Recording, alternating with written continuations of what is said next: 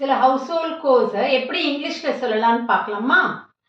சாதாரணமாக என்ன பண்ணுவாங்க, காலையில் எழுந்தோன்னே அந்த படுக்கையை சீரமைக்கவே மாட்டாங்க. நம்ம திருப்பி திருப்பி சொல்லணும், அந்த படுக்கையில் நீ பெட்ஷீட்டை மடித்து வை, பில்லோவை எடுத்து ஒழுங்கா வை அப்படின்னு.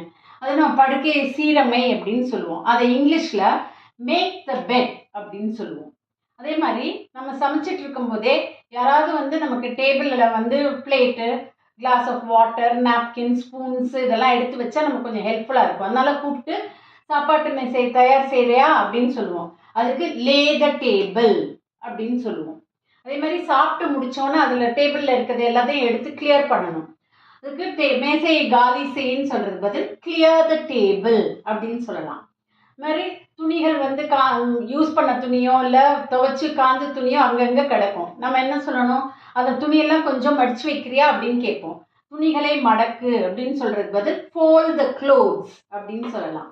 அதே மாதிரி கர்டன்ஸ் ஹேங் பண்ணியிருப்போம். சில இடத்துல எங்கேயாவது அது ரொம்ப சரியில்லாமல் இருக்கும், எங்கேயாவது லேசாக ஓட்டை இருக்கும், இல்லை ரொம்ப கசங்கி இருக்கும், இல்லை கொஞ்சம் மடிப்பு அங்கங்கே இருந்ததுன்னா உடனே அதை கொஞ்சம் ஒழுங்குபடுத்து அப்படின்னு சொல்லுவோம். அதுக்கு ஃபிக்ஸ் த கர்டன் அப்படின்னு சொல்லுவோம். அப்புறம் டைடி த ரூம், அது எதுக்கு சொல்லுவோம்னா, பசங்க அறையெல்லாம் அங்கங்கே அப்படி அப்படி அப்படி இப்படி தூக்கி போட்டிருப்பாங்க. அப்போ நம்ம சொல்லுவோம் அறையை சீரமை, அது எல்லாத்தையும் ஒழுங்காக அந்த இடத்த எடுத்து வைன்னு சொல்லுவோம். Tidy the room. இந்த மாதிரி ஃப்ரேசஸ் கொஞ்சம் யூஸ் பண்ணுங்களேன் வீட்டில்.